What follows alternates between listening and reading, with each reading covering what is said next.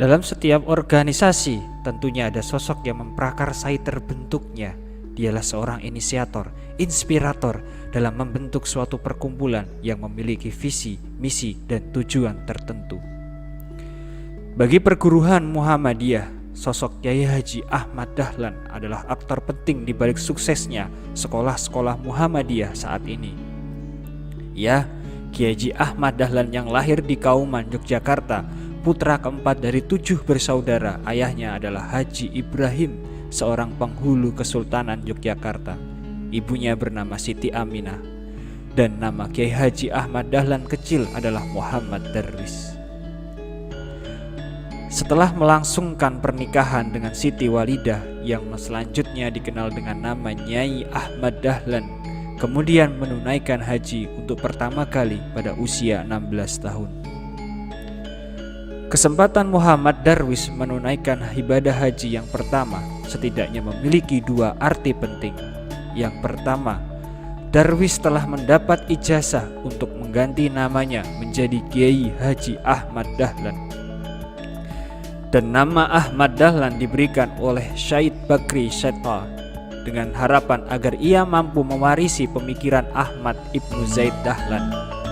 Ahmad Ibnu Zaid Dahlan adalah seorang tokoh atau ulama yang terkenal dan paling disegani di Mekah.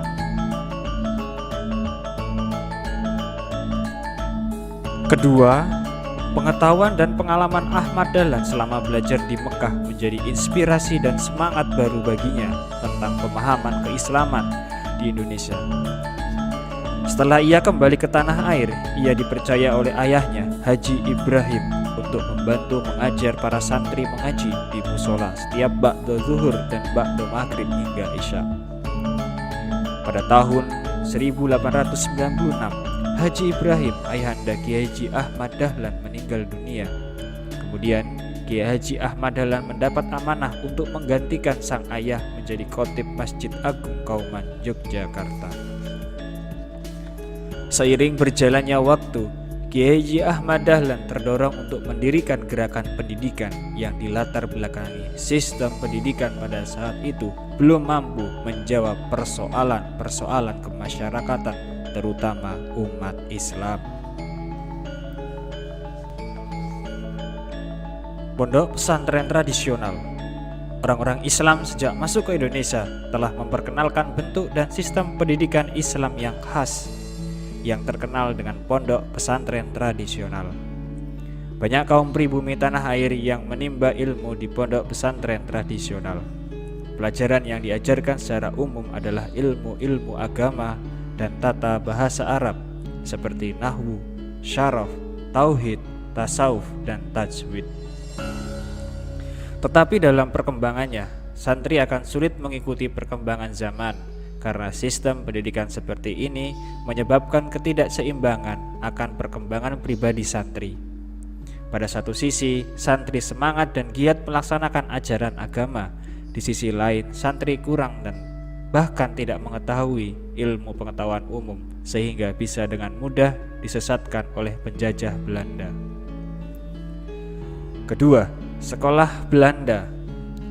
Sekolah Belanda adalah lembaga pendidikan yang didirikan oleh kolonial Belanda dengan tujuan menyediakan fasilitas belajar untuk orang kaya pribumi, pejabat, dan orang keturunan Belanda.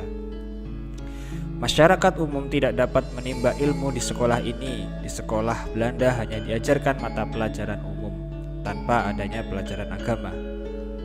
Di sekolah ini siswa dituntut untuk bisa menguasai ilmu pengetahuan umum yang hanya membentuk akal dan kecerdasan saja.